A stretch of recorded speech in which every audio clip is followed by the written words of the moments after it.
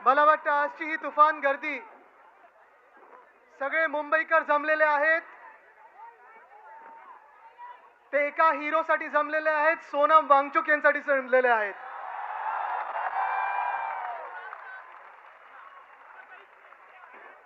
इथे शिवसैनिक आहेत, आपल्यासोबत अनेक सिव्हिल सोसायटीचे लोक आलेले आहेत, विद्यार्थी संघटनेचे लोक आलेले आहेत. मी सगळ्यांचं स्वागत करतो. Thank you for coming here. थोडं असे मला इकडे बघायला मिळेल, थोडे असे.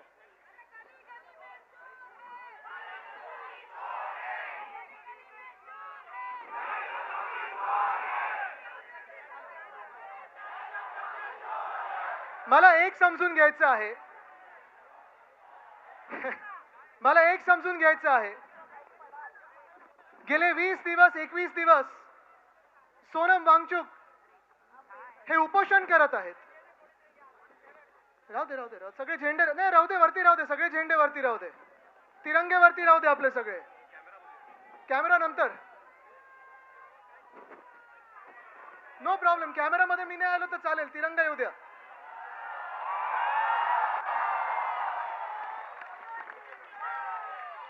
मला एक समजून घ्यायचंय, 20 दिवस 22 दिवस सोनम वांगचुक हे उपोषण करतायत, हंगर स्ट्राईक करतायत. ते कोणासाठी करत आहेत? या देशासाठी करत आहेत, या देशाच्या विद्यार्थ्यांसाठी करत आहेत. नीट परीक्षा जी पेपर लीक झाला, पेपर फुटला, 22 विद्यार्थ्यांनी मला वाटतं जवळपास सुसाईड केलेलं आहे.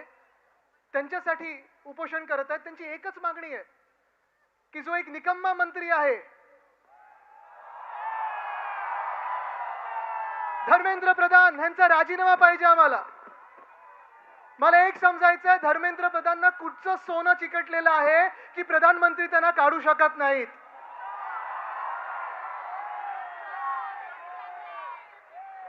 आज देशाचा युवा विचारतोय, आज देशाचा युवा हा रस्त्यावर उतरलेला आहे. युवा आहे, युवती आहे, सगळे रस्त्यावर उतरले आहेत. इथे तुम्ही पाहिलं तर सगळे विद्यार्थी आहेत, अनेक लोक इथे विद्यार्थी आहेत, वेगळ्या वेगळ्या संघटनेतून आलेत, वेगळ्या वेगळ्या पक्षातून आलेत. गरज नाही की सगळ्यांनी कोणी एकाच व्यक्तीला मतदान केलं असेल. कदाचित आपलं एक मत अनेक विषयावर होऊ शकणार नाही, पण आपलं एक मत ह्या विषयावर होऊ शकतं की आपल्या देशाच्या भविष्यासाठी आपल्याला सर्वांना एकत्र यावंच लागेल.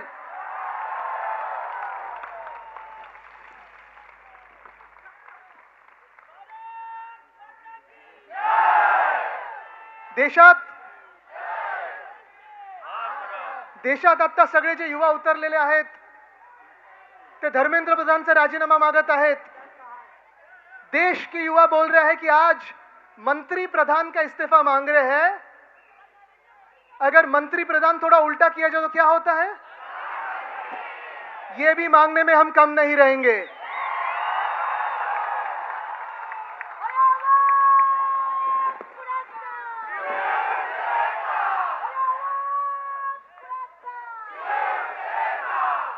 लीकच्या मागे लीक, नीटचा पेपर लीक होतो, टीईटीचा पेपर फुटतो, एमपीएससीचा पेपर, प्रत्येक वर्षी आंदोलन करायला लागतात. आज अनेक शाळांमध्ये बाथरूम नीट नाही आहेत, आज अनेक शाळांमध्ये सॅनिटरी पॅड वेंडिंग मशीन्स नाही आहेत, आज अनेक शाळांमध्ये वीज नाही, इलेक्ट्रिसिटी नाही आहे.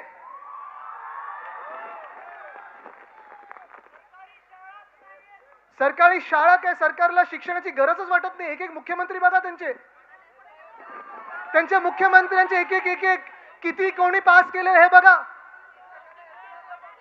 पण भाजपचा हेच कारभार चाललेला आहे की देशाला अशिक्षित ठेवा, देशाला शिक्षणापासून वंचित ठेवा, अंधभक्त बनवा.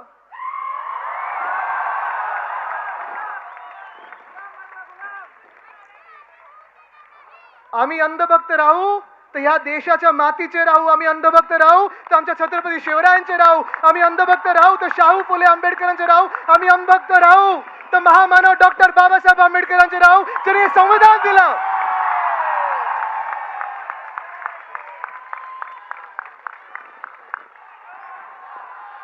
पण भाजप समोर वाकणार नाही, झुकणार नाही.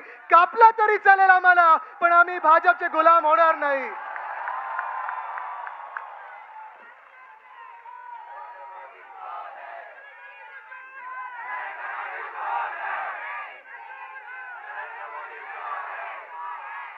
2014 पासून जे जनमत मिळालं, 2014 पासून जे मतं मिळाली त्यांना, आपण पण त्याच्यात होतो ना, त्यांच्या सोबत होतो, भाजपच्या सोबत होतो. एका वेळी एकदा फसलो, दुसऱ्यांदा फसलो, तिसऱ्यांदा फसू शकणार नाही.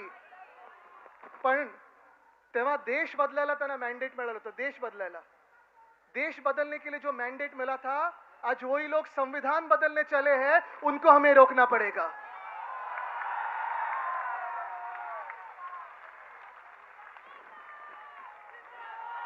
काय काय काय काय विषय चालले देशामध्ये. किती लोकांनी तुम्ही वाचलं असेल, कालच पेपर मध्ये आलेला आहे, इस्रोचे सायंटिस्ट किती लोकांनी राजीनामा दिलाय? 100. म्हणजे एका बाजूला जग कुठे चाललंय तर स्पेसएक्स पाहते, ESA पाहते, सगळे लोक हे जगात पाहतोय आपण. सायंटिस्ट त्या त्या देशांमध्ये चाललेले आहेत, त्या त्या वेगळ्या वेगळ्या कंपन्यांमध्ये चाललेत. पण आपल्याकडे इस्रोचे सायंटिस्ट राजीनामा देत आहेत. इस्रो आहे ना सांभाळता येत नाही, आणि इस्रो आहे ना सांभाळता येत नसताना दुसऱ्या पक्षाचे खासदार फोडायला लागलेत. हे देशाचं सरकार आहे, हे सरकार तुम्हाला मान्य आहे का? हे राजकारण कुठे चाललंय? एका बाजूला आपण पाहतोय सरकार आहे, मजबूत सरकार आहे, बहुमताचं सरकार आहे, राज्य करू शकता, देश बदलू शकता. पण तुम्ही संविधान बदलताय. आज देशातली परिस्थिती बदलणार होती 2022 पर्यंत.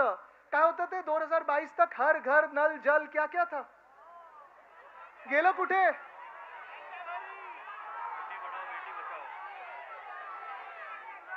Fit India, hit India, skill India, smart city. 2022 पर्यंत प्रत्येकाला घर मिळणार होतं. मिळाले कोणाला? 2014 पर्यंत आम्ही जेव्हा सगळीकडे ऐकायचो, साईबाबांचं नाव घ्यायचो, तेव्हा सबका मालिक एक हे आम्ही साईबाबांबद्दल ऐकायचो. पण भाजपला विचारलं तर बोलतात सबका मालिक अदानी है.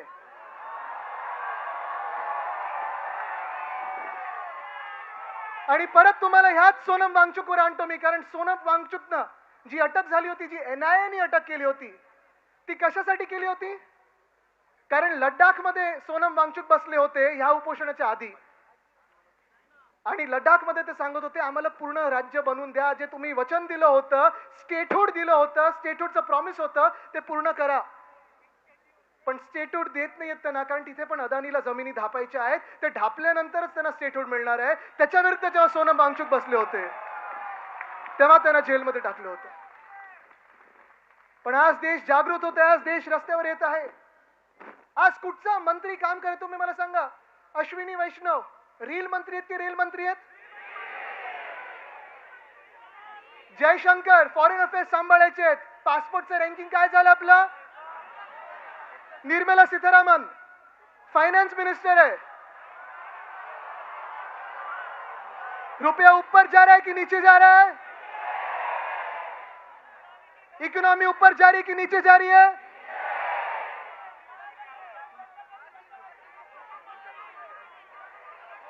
धर्मेंद्र प्रधान तर तुम्हाला माहितीच आहेत. Piyush Goyal commerce minister, free trade agreement US बरोबर झाले की नाही झाले? कोणालाही पाहिजे. अरे हा, इथेनॉल मी विसरलोच.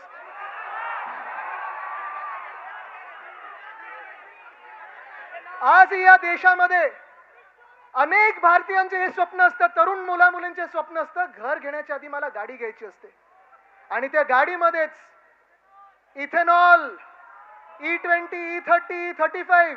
अरे के EVM समजलेत की आमचा तो इथेनॉल?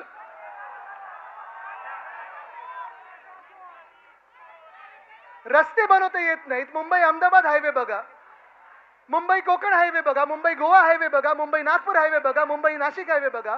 पण सगळं काही बाजूला ठेवून टार्गेट कोण आहे?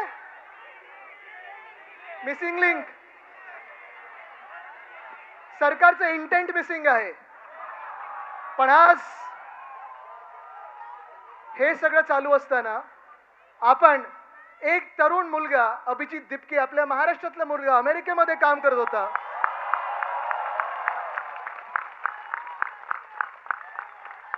अभिमान आहे आम्हाला त्याचा. जसा सोनम वांगचुकचा आम्हाला अभिमान आहे तसाच अभिजित तिपकेचा आहे. बाकी सर्व जे तिथे उपोषणाला बसलेत ते सगळे जे तरुण तरुणी बसलेले आहेत अभिमान आहे त्यांचा. त्यांना जाणार आहे मी भेटायला, पण मी पहिलं बोललो आपण पहिलं महाराष्ट्रात आंदोलन करून दाखवू, मग दिल्लीला भेटायला जाऊ. पण आज जेव्हा अभिजित मुंबईत महाराष्ट्रात आला तेव्हा नंतर त्याचं रिसेप्शन पाहिलं, दिल्लीत पाहिलं, आंदोलनं पाहिली, जंतर मंतरला जे आज अभिजित बसलेला आहे ते एकाच गोष्टीसाठी बसलेलं आहे की त्या तरुण मुलींना न्याय मिळाला पाहिजे, न्याय मिळाला पाहिजे. भाजप एका बाजूला जगभरात जी चर्चा चालू आहे, जे आज शिक्षणाबद्दल उपोषणाला बसलेले आहेत, अभिजित तिपके असेल, सोनम वांगचुक असेल, एकच गोष्ट मागत आहे, धर्मेंद्र प्रधानांनी राजीनामा द्यावा, शिक्षण मंत्री हा चांगला यावा आणि शिक्षण पद्धती ही सगळ्यांसाठी चांगली असावी, हे आपण मागत आहोत. सोपी गोष्ट आहे. पण आज भाजप जे सातत्याने आपल्याला भाजप प्रत्येक गोष्टीमध्ये आपल्याला अडकवत आहे.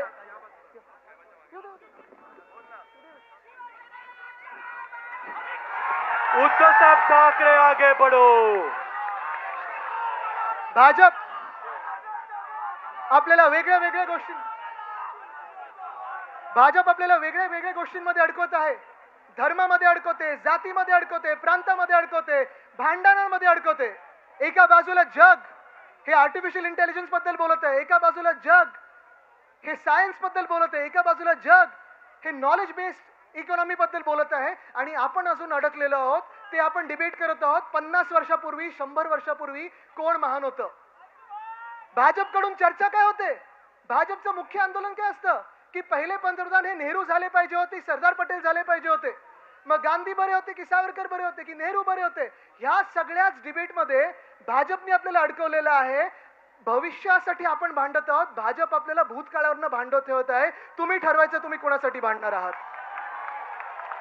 The BJP is keeping us busy over the past. We want to fight over the future. We want to fight for our future. एक महत्त्वाचं स्टॅटिस्टिक तुम्हाला देतो, जास्ती मी वेळ घेणार नाही. तुम्ही न्यूजपेपर्स उघडले, वृत्तपत्र उघडली तर प्रत्येक दिवशी बातमी असते की किती लोकांना रिट्रेंचमेंट होते, किती लोकांना जॉब्सवरनं काढलं जातंय. कधी ओरेकल मधून, कधी दुसऱ्या कुठच्या कंपनीमधून, कधी कॉल सेंटर मधून, कधी कुठच्याही कंपनीमधून 20,000 लोक काढले गेले, 30,000 लोक, कधी 16,000 लोक, कधी 10 लोक हे काढले जाण्याची बातमी येत आहे. पण अजय बांगा जे वर्ल्ड बँकचे प्रेसिडेंट आहेत त्यांनी सांगितलेलं आहे की पुढच्या 10 ते 12 वर्षामध्ये जॉब मार्केटमध्ये आपले जे इमर्जिंग इकॉनॉमीज आहेत, आपण समजू आपल्याला इमर्जिंग इकॉनॉमी आहे. निर्मला सीतारामन जरी आपल्या फायनान्स मिनिस्टर असल्या तरी आपली एक इमर्जिंग इकॉनॉमी समजू. फेल्ड गव्हर्नमेंट, फेल्ड मिनिस्टर तर ओनली वन थिंग आहे. पण एक तुम्हाला सांगतो, पुढच्या 10 वर्षामध्ये 120 कोटी लोक, आपण सगळे तरुण वर्ग हे वर्किंग एज मध्ये येणार आहोत. 120 कोटी, 120 करोड. आणि मग जॉब ऑपॉर्च्युनिटीज जगामध्ये, पूर्ण जगामध्ये, नुसतं भारतामध्ये नाही, सांगतात की फक्त 40 कोटी निर्माण होणार आहेत. 80 कोटी लोक जाणार कुठे? फ्री राशन खाणार किती दिवस? लाडकी बहीण 95 लाख महिलांना बाहेर काढलं ना, साडीची स्कीम बंद केली ना, सगळं काही त्यांच्या मुलांसाठी चाललंय जे बाहेर शिकतायत किंवा इथेनॉल विकतायत. आपल्या तरुण तरुणींनी काय करायचं?